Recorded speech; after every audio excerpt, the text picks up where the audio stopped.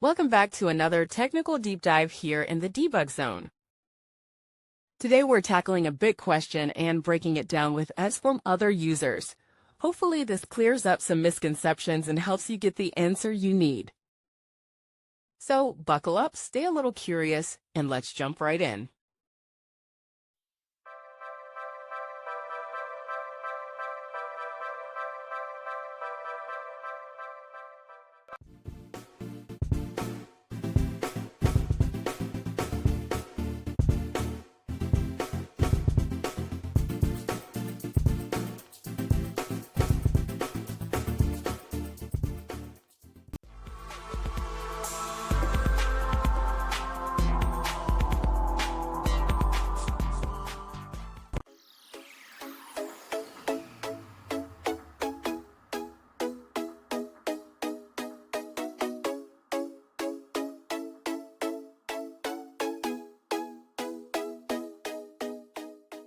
And that's a wrap. I hope you found the answer you were looking for.